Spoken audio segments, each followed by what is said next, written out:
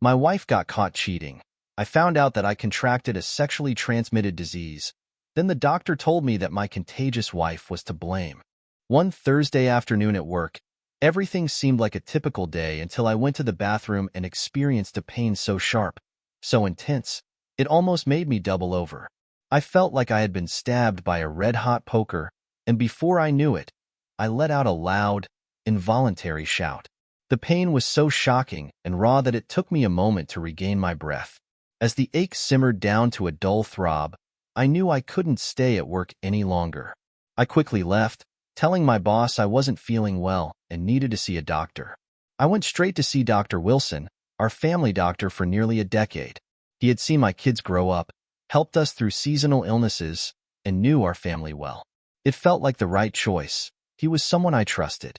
After waiting for what seemed like an eternity, I was finally called into his office. Dr. Wilson went through the usual examination, asking a series of questions and running a few basic tests. It wasn't long before he asked me to sit down. "Matt," he began, his voice unusually serious, "I have to ask you a few personal questions. I know they're going to be difficult, but it's necessary." I blinked, confused. Why was he being so cautious? This was a doctor's appointment, not a police investigation.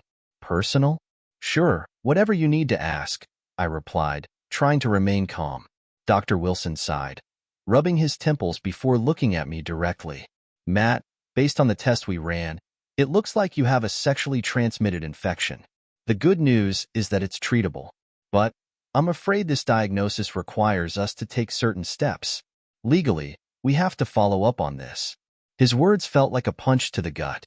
For a moment, I sat there in stunned silence, my brain refusing to process what he had just said. An STI? How was that possible? I had never been unfaithful to my wife, never even thought about it. How could I, of all people, have an STI?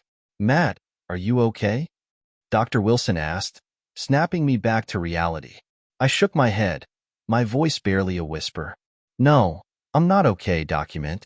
How could I have an STI? I've never cheated on my wife. How could this have happened?" Dr. Wilson paused for a moment, as if trying to choose his next words carefully. "I understand this is hard to hear, Matt, but we need to figure out how this could have happened.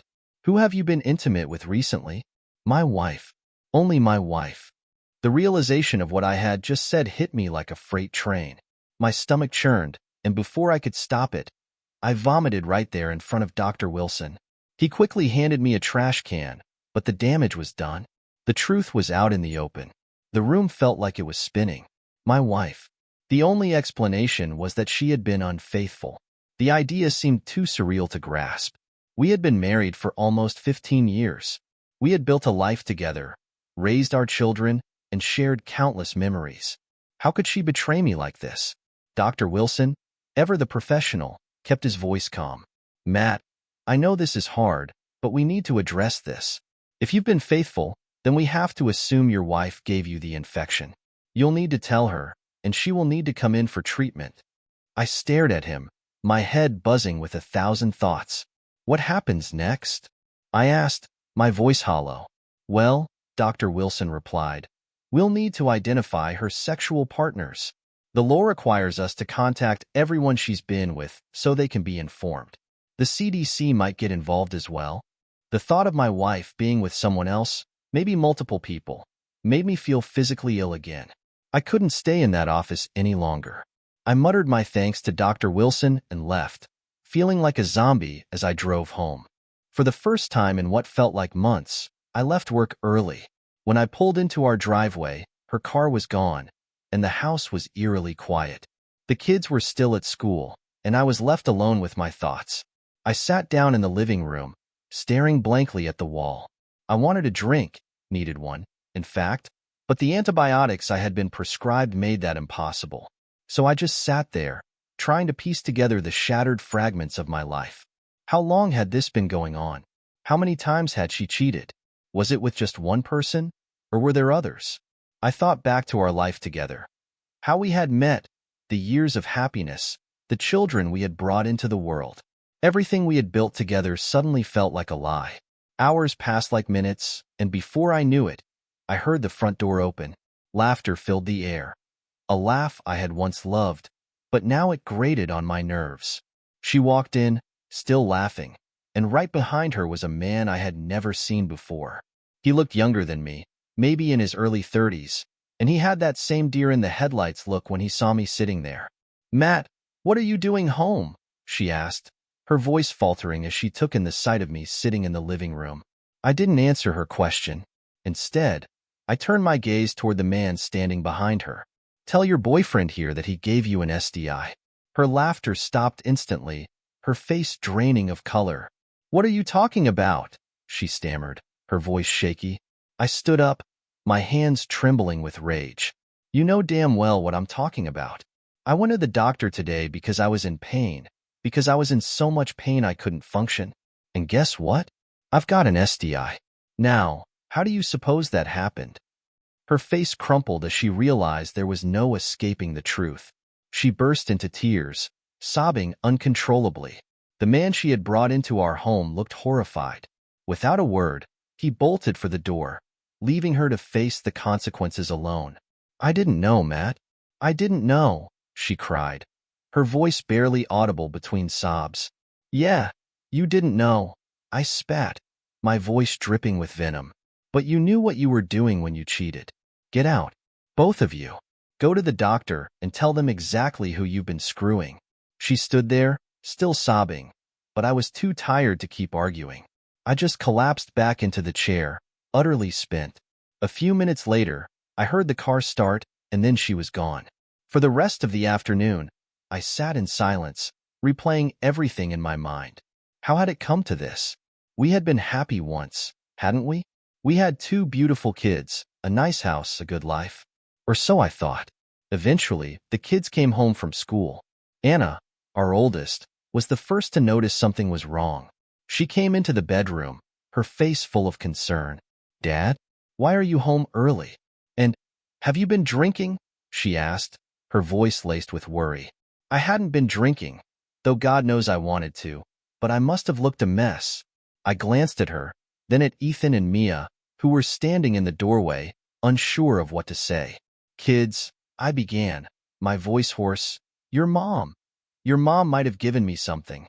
She's at the doctor now, getting checked out. Everything will be fine. Just go to your homework." Ethan and Mia exchanged confused glances, but thankfully, they didn't ask any more questions. They left the room, leaving just Anna and me alone. Anna sat down on the bed, her face pale. She didn't say anything at first, but I could see she was holding back tears. "Ava, honey, what's wrong?" I asked gently. Her voice was barely above a whisper. "Dad, I should have told you earlier. I should have told you last month." "Told me what?" I asked, my heart pounding. Anna wiped her eyes before she spoke. "I saw Mom with someone. I came home from school early one day because of the snowstorm. I was supposed to be at school, but I came home. I heard noises coming from the guest bedroom. I peeked in, and she was there, with another man." My heart shattered. My own daughter had seen her mother cheating. She had known about it for weeks and hadn't said anything. I pulled her into a tight hug, feeling her tears soak through my shirt. "It's okay, Ava. It's okay," I whispered, though we both knew it wasn't. After what felt like hours, Anna pulled away and went to freshen up in the bathroom. I sat there, staring at the wall, wondering what I was supposed to do next. My wife had betrayed me. My daughter had witnessed it. My entire life was falling apart, and I had no idea how to put the pieces back together. Dinner that night was awkward, to say the least. I wasn't hungry, but I sat at the table with the kids as they ate, silently going through the motions. Ethan tried to ask a few questions, but Anna gave him a look that shut him up quickly. Mia didn't say much, though I could tell she knew something was wrong. After dinner, the kids went off to do their homework, and I was left alone again. A few minutes later, I heard her car pull up in the driveway. I didn't get up to greet her. I didn't even move from my seat. She walked into the kitchen, her eyes red from crying. She sat down across from me at the table, fiddling with the car keys in her hands. "Matt, I'm so sorry," she whispered, tears streaming down her face. "I never meant for any of this to happen." I stared at her, feeling nothing but numbness. "So, what did the doctor say?" I asked, my voice flat. She hesitated before answering. I have it too. The STI. I gave it to you.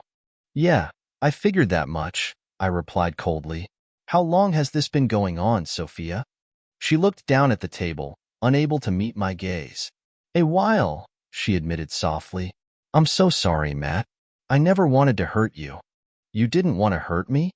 I repeated, my voice rising. Well, congratulations, because you did. You destroyed our family, Sophia. You gave me an STI, for God's sake. What were you thinking? She sobbed harder, her shoulders shaking as she cried into her hands. I don't know, Matt. I don't know what I was thinking. I felt, I don't know, lonely, ugly. I just wanted to feel wanted again. And Alex, he made me feel that way. Alex, I repeated, the name unfamiliar to me. So, that's his name? She nodded, wiping her tears. He was the first, but there were others. After him, I felt sick again. Not only had she cheated on me, but she had cheated with multiple men. I couldn't believe what I was hearing.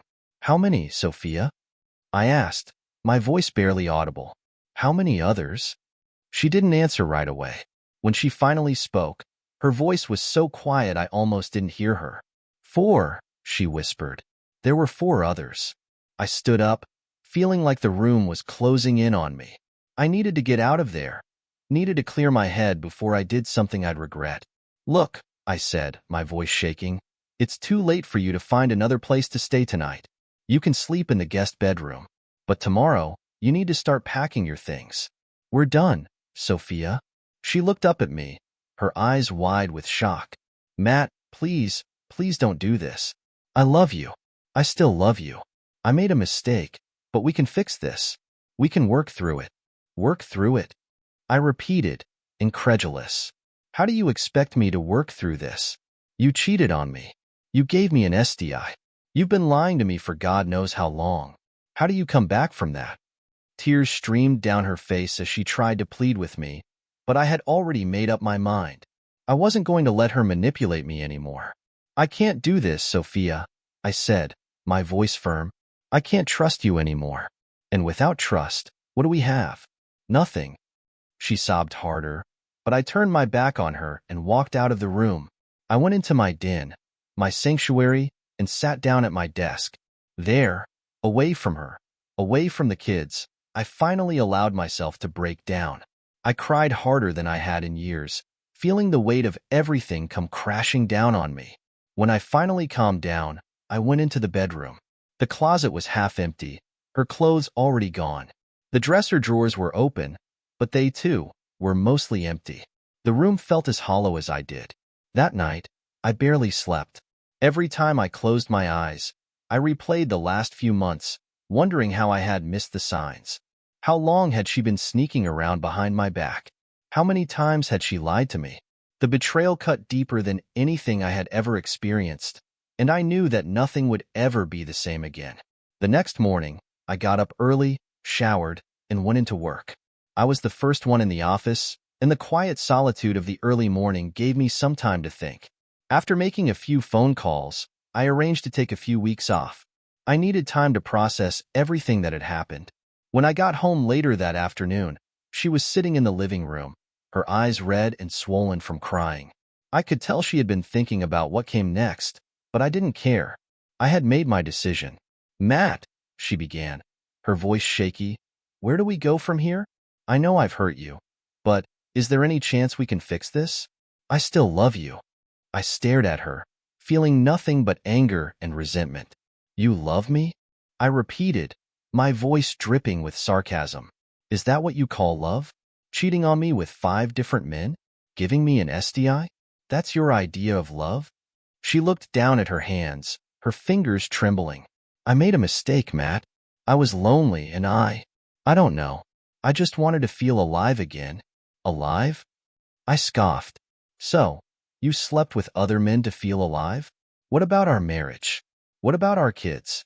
Did any of that matter to you? Of course it mattered, she cried, her voice breaking. I never wanted to hurt you. Well, congratulations, I said coldly. Because you did. You destroyed everything. She sobbed harder, but I didn't care. I had made my decision. We were done. Over the next few weeks, we barely spoke. She stayed in the guest bedroom, and I avoided her as much as possible. The kids sensed the tension, but I wasn't ready to explain everything to them yet. I didn't want them to hate their mother, but I couldn't hide the truth from them forever. Eventually, the time came for her to move out. She packed her things and left without much of a fight. I was granted custody of the kids, and she was given limited visitation rights. The divorce was swift and relatively painless, but the emotional scars would take much longer to heal. As the months went by, I focused on rebuilding my life. The kids were my top priority, and I did everything I could to make sure they felt loved and supported. We went to counseling together, and slowly but surely, we started to heal. A year later, I met someone new. Her name was Rachel, and she was everything Sophia wasn't. She was kind, compassionate, and most importantly, she was honest. We took things slow at first, but over time, our relationship blossomed into something beautiful. Now, 2 years after the divorce, I can finally say that I'm happy again. The kids are doing well, and Rachel and I are planning a future together. I never thought I'd find love again after everything that happened, but life has a funny way of surprising you. As for Sophia, I don't know what happened to her. Last I heard, she was living with some guy in a rundown apartment across town. We don't speak anymore, and honestly, I'm okay with that. She made her choices, and I made mine. In the end, I realized that I deserved better. I deserved someone who would love me unconditionally, someone who would be faithful and true. And now, I have that. Life goes on, and so do we. The morning after discovering my wife's infidelity, I felt like I was living in someone else's life. The entire day before had shattered my world in ways I couldn't even begin to process. The anger, confusion, and the sheer sense of betrayal were unlike anything I had ever felt. But despite everything, I still had responsibilities. I had to get up, get dressed, and show up for work like nothing had happened. The drive to work was a blur. I couldn't focus on the road, my mind replaying every conversation I'd had with Sophia over the past few months. Was there something I had missed? A sign? A subtle change in her behavior? I went over every moment in excruciating detail, searching for something, anything that would have warned me. But there was nothing. She had been as warm and loving as ever. Or at least, I thought she had. When I pulled into the office parking lot, I sat in the car for a few minutes, trying to gather myself. My hands were still trembling, and my stomach was in knots. I felt like I was going to throw up again, but I couldn't let my colleagues see me like this. I had to hold it together. I walked into the office, head down, and went straight to my desk. I didn't make eye contact with anyone, didn't say a word to my coworkers. I could feel their eyes on me, but I ignored them. I didn't have the energy to explain what was going on. Not yet, anyway. For the next few hours, I threw myself into my work. I buried myself in reports, emails, anything to distract me from the emotional storm raging inside my head. But it wasn't long before reality caught up with me. I needed time to process, to figure out what my next move was. I couldn't just carry on as if nothing had happened. My marriage was in ruins, my trust shattered, and the future I had imagined for myself and my family was gone. By midday, I knew I had to take a break. I wasn't getting any real work done anyway. My mind was too foggy, too distracted by the chaos at home. I decided to take some time off. A few weeks, maybe more. I needed space to breathe, to clear my head, and figure out how to move forward from this. I spoke to my boss, and thankfully, he was understanding. I didn't give him all the details, just told him I was dealing with a personal matter and needed time away. He didn't ask any questions, which I appreciated.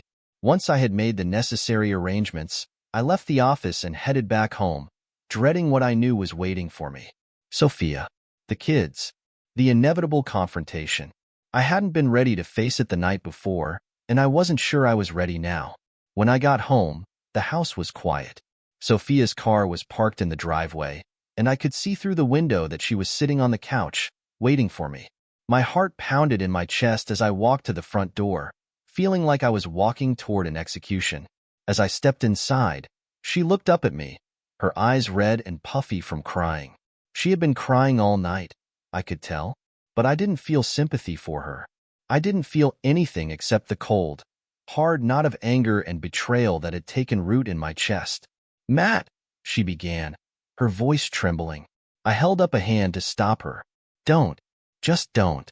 She fell silent, tears still streaming down her face. I stood there for a moment, trying to find the right words, but they wouldn't come. All I could feel was the rage bubbling just beneath the surface, threatening to spill over. Finally, I managed to speak. "How long?" I asked, my voice barely above a whisper. She swallowed hard, her hands shaking as she wiped her eyes. "It's been a few months." "A few months?" I repeated, my voice rising. "You've been lying to me for months?" She nodded, unable to look me in the eye. "And how many men, Sophia? How many?" My heart was pounding in my chest, the anger boiling over now. She hesitated for a moment, and in that moment, I knew it was worse than I had imagined. "5," she whispered, her voice so quiet I almost didn't hear her. "5. 5 men." My wife had slept with 5 different men behind my back. The room seemed to tilt for a moment, and I had to steady myself against the doorframe. "5," I repeated, my voice flat, devoid of emotion. "Unbelievable." "Matt, I'm so sorry," she sobbed, her whole body trembling. "I never meant for any of this to happen. I don't even know why I did it. I felt so lost and I don't care why you did it," I snapped, cutting her off. "I don't care about your excuses or your reasons or whatever it is you're trying to tell me. You cheated on me, Sophia. You betrayed me. You lied to me. You gave me an STI, for God's sake. How could you do this to me? To our family?" She didn't have an answer. She just sat there, sobbing, her shoulders shaking as she buried her face in her hands. I stood there, watching her cry, and I realized that I didn't feel anything for her anymore. Not love, not sympathy, not even anger. Just emptiness. Whatever feelings I had once had for her had been destroyed the moment I found out the truth. "I want you out," I said quietly. She looked up at me, her eyes wide with shock. "What?" "I want you out of this house," I repeated, my voice steady. "You can't stay here anymore." "Matt, please," she began, but I cut her off again. "No. You made your choice, Sophia. You chose to destroy our marriage, our family. You chose to betray me. Now you have to live with the consequences." She stared at me, her eyes pleading, but I didn't budge. "I'll give you a week," I said. "A week to find somewhere else to live. After that, I want you gone." She nodded slowly, tears still streaming down her face. "Okay," she whispered. Without another word, I turned and walked out of the room, leaving her alone on the couch. I couldn't stand to look at her anymore. The woman I had loved for 14 years was gone, replaced by a stranger I no longer recognized. That night, I slept in the guest bedroom. I didn't want to be anywhere near her, and I couldn't bear the thought of sleeping in the bed we had shared for so many years. A bed that, for all I knew, she had shared with other men. The next morning, I woke up early and went about my usual routine, trying to maintain some semblance of normalcy for the kids. They knew something was wrong. How could they not? But I wasn't ready to explain it to them yet. I wasn't ready to tell them that their mother had betrayed us all. The days passed slowly, each one filled with tension and silence. Sophia avoided me as much as possible, and I did the same. We didn't speak unless it was absolutely necessary, and even then, our conversations were brief and strained. The kids, sensing the change in the atmosphere, kept their distance, too. After a week, Sophia packed her things and left. She didn't say goodbye. She didn't even look at me as she walked out the door, her suitcase in hand. I watched from the window as she drove away, feeling a strange mix of relief and sadness. The relief came from knowing that I wouldn't have to see her anymore, wouldn't have to deal with her lies and betrayal. But the sadness came from knowing that my marriage, my family, was over. In the weeks that followed, I focused on the kids. I threw myself into being a father, doing everything I could to make sure they felt loved and supported. We went to counseling together, which helped, but it didn't fix everything. The pain of Sophia's betrayal still lingered, casting a shadow over everything. I filed for divorce not long after she left. It was a straightforward process. There was nothing to fight over. I got custody of the kids, and she was granted visitation rights, though she didn't take advantage of them very often. I think she was too ashamed to face the kids, too guilty to look them in the eye. A few months after the divorce was finalized, I met someone new.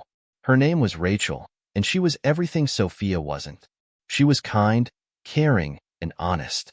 She knew about what had happened with Sophia, and she didn't judge me for it. We took things slow at first, but over time, our relationship blossomed into something beautiful. The kids liked Rachel, which was a huge relief. I had been worried that they wouldn't accept her, that they would still be too hurt by what had happened with their mother. But Rachel had a way of making people feel comfortable, of putting them at ease. It wasn't long before she became a part of our lives, and I began to imagine a future with her. Now, 2 years after Sophia's betrayal, I can finally say that I'm happy again. The kids are doing well, they've adjusted to the new normal, and they're thriving in school. Rachel and I are planning a future together, one that feels solid and secure. I never thought I'd find love again after what happened, but life has a funny way of surprising you. As for Sophia, I don't know where she is, and I don't care to know. The last I heard, she was living with one of the men she had been involved with during our marriage. She doesn't see the kids very often, and when she does, the visits are awkward and strained. I feel sorry for her in a way. She had everything: an amazing family, a loving husband, and she threw it all away for a few moments of selfish pleasure. But that's not my problem anymore. I've moved on. I've rebuilt my life, and I've found happiness again. And that, more than anything, is what matters. The weeks following Sophia's departure were filled with an almost eerie silence, as if the house itself was grieving the loss. Despite having asked her to leave, the emptiness left in her wake felt much heavier than I had anticipated. Every corner of the house, every room, seemed to echo with the memories of a life I once thought was solid. It wasn't just that Sophia was gone. It was the future I had imagined with her that had disappeared as well. The kids were struggling too, even though I hadn't told them the full extent of the truth. I'd given them the simplest version of the story I could, explaining that their mother had decided to leave for a while because we had some problems. But even without all the details, the change was clear to them. I could see it in their eyes, feel it in the way they moved around the house more quietly than usual. Anna, my oldest, had always been the mature one. She was stoic, processing things in silence, but I could tell she was struggling. She spent a lot of time in her room, headphones on, and rarely spoke unless spoken to. Ethan, my middle child, had a million questions. He wanted to know why his mom wasn't around, when things would go back to normal, and when he'd get to see her again. Mia, my youngest, was the most confused. She was too young to understand what was going on, but she sensed the tension, and it scared her. I did my best to provide them with some semblance of normalcy. I made sure to keep up with their routines, helping with homework, cooking dinner, tucking them in at night. But the truth was, I was just as lost as they were. Every night, after I put them to bed, I found myself sitting alone in the dark, consumed by thoughts of Sophia's betrayal. I had loved her, trusted her, and in return, she had shattered our family. But I knew I couldn't stay in that place forever. My kids needed me, and I couldn't afford to fall apart. So, I forced myself to get up every morning, to go through the motions, and to be the best father I could be, even when it felt impossible. As time went on, I realized that the kids needed more than just my presence. They needed someone to help them process what had happened. I decided to enroll them in counseling, hoping it would give them the tools they needed to navigate the emotional turmoil we were all going through. They were reluctant at first, but slowly, I could see it was helping. It wasn't a quick fix, but it was a start. A few weeks after Sophia left, she called me. Her voice was shaky, nervous, like she wasn't sure how I would respond. She asked if we could meet to discuss the kids and figure out how we were going to move forward with visitation. I agreed, even though the thought of sitting across from her made my stomach churn. I knew it was a conversation that needed to happen, and I couldn't avoid it forever. We met at a coffee shop not far from the house. She was already there when I arrived, sitting at a small table by the window, staring into her cup of coffee. I stood outside for a moment, watching her through the glass, trying to gather the strength to walk in. When I finally did, She looked up at me, her face pale and drawn, as if she hadn't slept in days. I sat down across from her, keeping my arms crossed over my chest, not offering any warmth. I wasn't there to make her feel better. "I'm sorry," she began, her voice barely a whisper. "I know I've said it before, but I need you to understand how much I regret what I've done. I never wanted to hurt you." I looked at her, my expression blank. "It's too late for that," I replied, my voice steady. "What's done is done. We need to focus on the kids now." She nodded, wiping at the tears that had begun to gather in her eyes. "You're right. The kids are the most important thing. I want to be part of their lives, Matt. I know I messed up, but I'm still their mother." The anger I had been holding in for so long started to bubble up again. "You should have thought about that before you cheated on me." She flinched at my words, but I didn't care. She needed to feel the weight of what she had done. She had torn our family apart, and there was no going back from that. We spent the next hour discussing logistics, visitation schedules, how we would handle holidays, and what would be best for the kids. I would have primary custody, and she would see them on weekends. It felt strange to be dividing up our lives this way, as if we were organizing the remnants of what had once been whole. But it had to be done. The kids needed structure, and we needed to set clear boundaries. After we had settled the practical matters, there was a moment of awkward silence between us. Sophia hesitated before speaking again. "Do you think we could ever, be friends? For the kids' sake?" I stared at her, incredulous. "Friends? After everything you've done, you think we could ever be friends?" She looked down at her hands, clearly ashamed. "I just don't want the kids to suffer more than they already have. I want us to be able to co-parent without all the hate." I took a deep breath, trying to calm the storm of emotions swirling inside me. "I'll do what's best for the kids. I'll be civil. But friends? No, I don't think that's going to happen." She nodded, accepting my answer with a resigned expression. "I understand." As I left the coffee shop and headed back to my car, I realized that while I wasn't ready to forgive her, I had accepted what had happened. I had accepted that our marriage was over, that Sophia's betrayal had changed everything. But I also knew that this wasn't the end for me. There was life beyond the pain, even if I couldn't see it clearly yet. Over the next few months, life slowly started to regain some semblance of normalcy. The kids adjusted to the visitation schedule with Sophia, though it wasn't without its challenges. Anna still struggled the most. She was angry, hurt by her mother's actions, and it showed in the way she withdrew from her.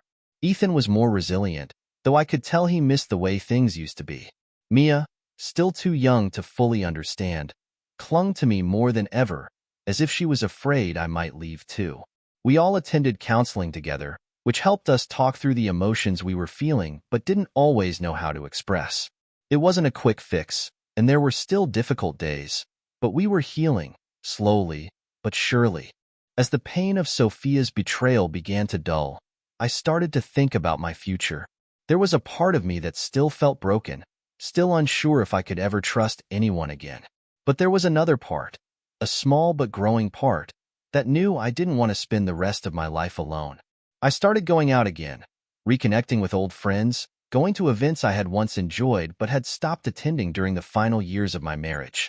I even started dipping my toes into dating again, though at first, it felt strange and awkward. After over a decade of marriage, I wasn't sure I remembered how to flirt, how to make small talk, or how to navigate the complexities of new relationships. Then, one evening, I met someone. Her name was Rachel. We met at a friend's birthday party, and from the moment we started talking, there was an undeniable connection. She was kind, down to earth, and had a sense of humor that immediately put me at ease. We talked for hours that night, and by the end of the evening, I realized that for the first time in a long time, I felt something other than pain. We started seeing each other, slowly at first. I was still hesitant, still carrying the weight of everything that had happened with Sophia. But Rachel was patient. She understood that I was still healing and didn't push me to move faster than I was comfortable with. As our relationship grew, I introduced her to the kids. I was nervous about how they would react, especially Anna, who had been so protective of me since the separation. But to my relief, they liked her. Rachel had a natural warmth that drew them in, and over time, She became a regular part of our lives. It wasn't long before I realized that I had fallen for her. Rachel was everything I hadn't realized I needed. Someone who was supportive, kind, and above all, honest. She knew about what had happened with Sophia, and while she didn't dwell on it, she understood the scars it had left on me. She didn't try to fix me, but she stood by my side as I worked through the lingering pain.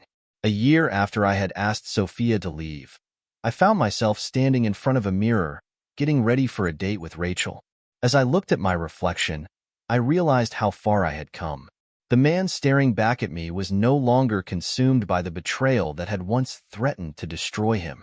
I had rebuilt my life, piece by piece, and I was finally starting to feel whole again. That night, as I sat across from Rachel at dinner, I realized something else. I wasn't just moving on. I was happy. Sophia was still a part of my life, though only through the kids. Our interactions were civil, but distant. She had tried a few times to make amends, to see if there was any way we could rebuild some kind of friendship, but I had made it clear that I wasn't interested. I had forgiven her, for my own peace of mind, but I wasn't going to invite her back into my life in any meaningful way. Our chapter was over. Now, 2 years after the day Sophia left, I'm in a place I never thought I'd be. I've found love again, not just with Rachel, but with life itself. The kids are thriving. Anna is about to head off to college. Ethan is excelling in sports, and Mia has found a passion for art. We've rebuilt our lives together, stronger than before. And as I look ahead to the future, I know one thing for certain. I survived the worst and I came out the other side not just intact, but better than I ever imagined I could be. 2 years after the day Sophia left, life felt different, completely different from what I thought it would be back when my world had crashed down. A part of me had been sure I'd never recover, that the betrayal I experienced would keep me stuck in the wreckage of my former life. Yet, as I sat on the front porch one evening, watching the sunset, I realized that I had not only recovered, I had rebuilt everything from the ground up. The most surprising part of it all was that, for the first time in a long while, I felt happy. Genuinely happy. I had Rachel to thank for that. She came into my life unexpectedly and slowly helped piece together the parts of me that had felt permanently broken. Our relationship had started slow, with no pressure and no expectations. She had understood the scars Sophia's betrayal left behind and had never pushed me before I was ready. But as we spent more time together, I realized something I hadn't expected. I could love again. I hadn't just moved on from Sophia. I had found something real, something that felt solid and pure. Rachel wasn't like Sophia. She wasn't someone who made promises she couldn't keep. There was an authenticity to her, a warmth that had attracted me from the beginning, and it wasn't long before the kids began to see it too. The kids had adjusted better than I could have ever hoped. It hadn't been an easy transition for them. In the early days after Sophia left, there had been a lot of anger, confusion, and sadness. But over time, with therapy, patience, and the love we had as a family, they began to find their own way through the hurt. They found their footing again, just as I had. Anna, my oldest, was the one I had worried about the most. She had taken the brunt of the emotional fallout after Sophia's betrayal, but now, at 18, she had blossomed into a confident, independent young woman. She had just been accepted into a university that she was thrilled about and was preparing to move out in a few months to start her new life. I couldn't have been prouder of her, but there was also a part of me that was sad. My little girl was growing up, and soon she'd be off on her own. Ethan had also come a long way. At 15, he was thriving in school and on the soccer field. He had thrown himself into sports after the divorce, using it as an outlet for the emotions he didn't quite know how to express. His hard work had paid off, and he was now one of the star players on his team. Watching him play, seeing the joy it brought him, filled me with a sense of pride that words couldn't capture. He had turned a corner, and it was a beautiful thing to witness. And then there was Mia, my youngest. She was 10 now and had grown into a thoughtful, creative child. She had discovered a passion for drawing and spent hours with her sketchbook, creating beautiful, intricate pieces of art. I often found her sitting by the window, sketching the trees, the birds, and anything else that caught her eye. She had a quiet strength about her, a resilience that reminded me of myself. In the beginning, I had been worried about how they would react to Rachel. I knew that introducing someone new into their lives was a big step, and I didn't want to rush it. But Rachel had a way of putting people at ease. She never forced herself into their lives, but rather let things unfold naturally. Slowly, the kids began to warm up to her. I remember the first time Mia invited Rachel to sit down with her and watch her draw. It was a small gesture, but it meant the world to me. It was a sign that Mia trusted her, that she saw Rachel as someone safe, someone who could be a part of our lives. From there, the bonds grew stronger. Ethan started talking to Rachel about soccer, and Anna began confiding in her about the struggles of applying to colleges. Rachel had seamlessly woven herself into our lives, not as a replacement for Sophia, but as someone who brought her own love and energy to our family. And the more time I spent with her, the more I realized how much I wanted her to be a permanent part of my life. That's how I found myself standing in a jewelry store one Saturday afternoon, staring at rows of engagement rings. I had never thought I'd be here again, never thought I'd be ready to make such a commitment after everything that had happened with Sophia. But here I was, my heart racing as I picked out a ring for Rachel, knowing that this time, things were different. This time, I had chosen wisely. This time, I wasn't rushing into something based on illusions or expectations. I knew Rachel. I loved Rachel, and I wanted to spend the rest of my life with her. I planned to propose during a family vacation we had booked. It was just going to be a short trip, a weekend getaway to a quiet cabin in the woods. The kids were excited about it, and I thought it would be the perfect opportunity to ask Rachel to marry me. I wanted it to be a special moment, not just for us, but for the kids too. I wanted them to know that this wasn't just about me and Rachel, it was about us becoming a family. The morning of the trip, I was nervous. My hands shook as I packed the ring into my bag, double-checking to make sure it was safely tucked away. I kept running through scenarios in my head, imagining how I would pop the question, how she would react, and how the kids would feel. It was a whirlwind of emotions, but I knew in my heart that it was the right decision. The first day of the trip was perfect.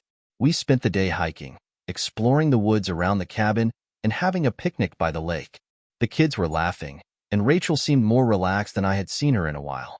Everything felt right, like the pieces of my life were finally falling into place. That evening, after dinner, I asked Rachel if she wanted to take a walk with me. The sun was setting, casting a golden glow over the trees, and the air was cool and crisp. We walked in comfortable silence for a while, just enjoying each other's company. Then, as we reached a clearing that overlooked the lake, I stopped. "Rachel," I began, my voice shaking slightly. I need to tell you something." She turned to look at me, her eyes soft and curious. "What is it?" I took a deep breath, pulling the ring box from my pocket. "You've changed my life in ways I never thought were possible. After everything I went through, I didn't think I could love again. But then you came along, and you showed me that love doesn't have to hurt. You've been there for me, for my kids, and I can't imagine my life without you in it." Her eyes widened as she realized what was happening. "Matt." I dropped to one knee, opening the ring box to reveal the simple, elegant diamond ring I had chosen for her. "Rachel, will you marry me?" For a moment, she just stood there, her hands covering her mouth, tears filling her eyes. Then, she nodded, laughing through her tears. Yes, Matt, I'll marry you." I slipped the ring onto her finger, my heart pounding with joy and relief. As I stood up, she threw her arms around me, and we stood there in the fading light, holding each other, both of us knowing that this was the start of something beautiful. When we got back to the cabin, the kids were waiting for us, and I couldn't keep the grin off my face as I told them the news. Anna, Ethan, and Mia were ecstatic. They hugged Rachel, laughing and cheering, and in that moment, I knew that everything had fallen into place. We weren't just a broken family trying to rebuild anymore. We were whole again, in a new and different way. Life moved quickly after that. Rachel moved in with us, and the house felt warmer, brighter, with her presence. We began planning the wedding, and although it was stressful at times, it was also exciting. The kids were involved in every step of the process, and their enthusiasm was contagious.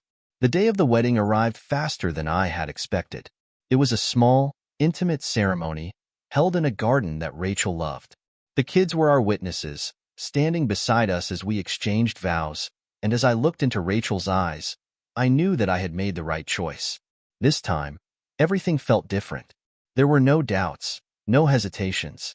I had learned from my past, from the mistakes I had made with Sophia, and I knew that this time, I had built something real, something lasting. As the officiant pronounced us husband and wife, and I kissed Rachel, I felt a sense of peace that I hadn't felt in years. The weight of the past had lifted, and I was finally free. After the ceremony, we celebrated with the kids and a few close friends. There was laughter, dancing, and the kind of joy that comes from knowing you've weathered the worst and come out stronger on the other side. Later that evening, as I sat with Rachel by the fire, watching the kids play in the yard, I realized that my life had come full circle. I had experienced the deepest betrayal, the kind of pain that can tear a person apart, but I had survived it. And more than that, I had found love again. I had found happiness. Sophia was still in the background of my life, though our interactions were limited to matters concerning the kids. She had tried to rebuild her relationship with them, but the damage had been done. Anna, in particular, had never fully forgiven her mother, and their relationship remained strained. I did my best to encourage the kids to maintain a relationship with her, but I also respected their feelings. It was a delicate balance.